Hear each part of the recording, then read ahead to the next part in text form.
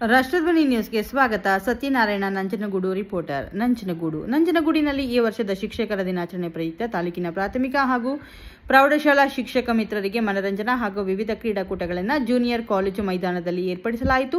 ಈ ಕ್ರೀಡಾಕೂಟದ ಸಮಾರಂಭದ ವೇದಿಕೆಯಲ್ಲಿ ಮೊದಲಿಗೆ ಗಣ್ಯರನ್ನ ಗುಲಾಬಿ ಹೂ ನೀಡುವುದರ ಮೂಲಕ ಎಲ್ಲರನ್ನ ಸ್ವಾಗತಿಸಲಾಯಿತು.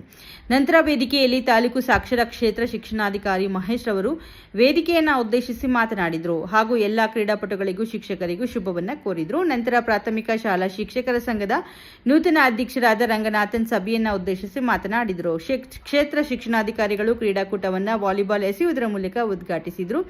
ನಂತರ ವೇದಿಕೆಯ ಎಲ್ಲಾ ಗಣ್ಯರು ಬಾಲನ್ನು ಎಸೆಯುವುದರ ಮೂಲಕ ಎಲ್ಲರಿಗೂ ಮನರಂಜನೆಯನ್ನು ನೀಡಿದರು. ನಂತರ ಪುರುಷರ ಶಿಕ್ಷಕರಿಗೆ ಹಾಗೂ ಮಹಿಳಾ ಶಿಕ್ಷಕರಿಗೆ volleyball, throwball, running race, badminton ವಿವಿಧ ಕ್ರೀಡಾಕೂಟಗಳನ್ನು ಏರ್ಪಡಿಸಲಾಯಿತು. ಸತ್ಯನಾರಾಯಣ ನಂಜನಗೂಡು ರಿಪೋರ್ಟರ್. ಸ್ಥಳ ನಂಜನಗೂಡು. ವರದಿ ಸತ್ಯನಾರಾಯಣ.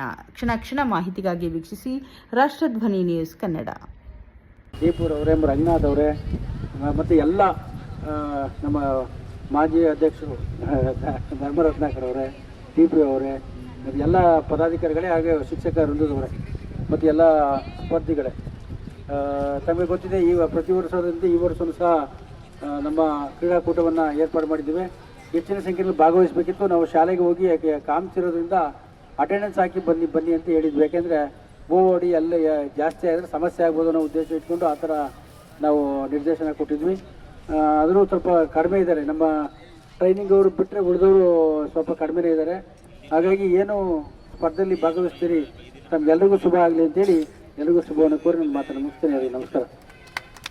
ನಮ್ಮ ಕ್ಷೇತ್ರ ಶಿಕ್ಷಣಾಧಿಕಾರಿಗಳೇ, ಡಾಕ್ಟರ್ ದೀಪು ಅವರೇ, ಮಹೇಶ್ ಅವರೇ, ಧರ್ಮರತ್ನಾಕ್ ಅವರೇ, ಹಾಗೆ ಕಲ್ಪನಾ ಅವರೇ, ಹಾಗೆ ಇಲ್ಲಿ ನೆರೆದಿರ್ತಕ್ಕಂಥ ಎಲ್ಲ ನಮ್ಮ ಸಂಘದ ಪದಾಧಿಕಾರಿ ಬಂಧುಗಳೇ, ಈಗಾಗಲೇ ತಮಗೆಲ್ಲ ಅರಿವಾಗಿರಬೇಕು, ಈ ಕ್ರೀಡಾಕೂಟ ಬಹಳ ನಿರಾಶಾದಾಯಕವಾಗಿರ್ತಕ್ಕಂಥದ್ದು. ಯಾಕಂದರೆ ದಯಮಾಡಿ ಎಲ್ಲರೂ ಕೂಡ ಅರ್ಥ ಮಾಡ್ಕೋಬೇಕು. ಕ್ಯಾಂಪ್ಸ್ ಬಂದಿರತಕ್ಕಂಥ ಉದ್ದೇಶದಿಂದ ಬಿಸಿ ಊಟ ಹಾಕ್ಸಿ ಬನ್ನಿ ಅಂತ ಹೇಳಿದ ಆದೇಶವನ್ನು ಮತ್ತೆ ಮಾರ್ಪಡಿಸಿ ಕೇವಲ ಶಾಲೆಗೆ ಹೋಗಿ ಬನ್ನಿ ಅಂತಕ್ಕಂಥ ಆದೇಶವನ್ನು ಮಾಡಿಸ್ತು. ಈಗ ನಾನು ಅಧ್ಯಕ್ಷನಾದರೂ ಕೂಡ ಪ್ರತಿದಿನ ಕ್ಷೇತ್ರ ಶಿಕ್ಷಣಾಧಿಕಾರಿಗಳ ಜೊತೆಯಲ್ಲಿ ಶಿಕ್ಷಕರ ದಿನಾಚರಣೆ ಕಾರ್ಯನಿರ್ವಹಿಸಿದ ಸಂದರ್ಭದಲ್ಲಿ 2 ಟೈಮ್ ಶಾಲೆಗೆ ಹೋಗಿ ಬರ್ತಕ್ಕಂಥ ಸಂದರ್ಭ ಒದಗಿ ಬಂದಿದೆ.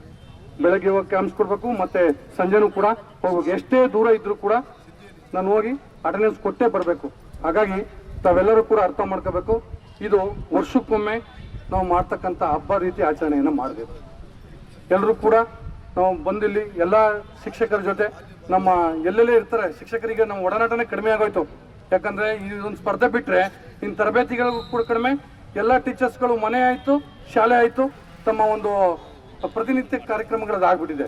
ಎಲ್ಲರ ಜೊತೆ ಒಡನಾಟದಲ್ಲಿ ಜೊತೆ ಸೇರಿಕೊಂಡು ನಾವೆಲ್ಲರೂ ಕೂಡ ಒಂದು ಕಡೆ ಸೇರಬೇಕು ಅಂದರೆ ಈ ತಾಲೂಕು ಮಟ್ಟದ ಕಾರ್ಯಕ್ರಮಗಳಲ್ಲಿ ಮಾತ್ರ ಸಾಧ್ಯ ಅಂತಕ್ಕಂಥದ್ದು ನಾವು ಅರ್ಥಕೊಂಡು ಈ ಕ್ರೀಡಾಕೂಟ ತಮ್ಮೆಲ್ಲರಿಗೂ ಕೂಡ ಬಹಳ ಖುಷಿ ತರಬೇಕಾಗಿತ್ತು. ಜೊತೆಗೆ ಈಗ ಬಂದಿರತಕ್ಕಂಥವ್ರು ನಾವೇ ಖುಷಿ ಪಡೋಣ. ಈಗಾಗಲೇ ಶಾಲೆಗಳಲ್ಲಿ ಹಲವಾರು ಒತ್ತಡಗಳ ನಡುವೆ ನಾವು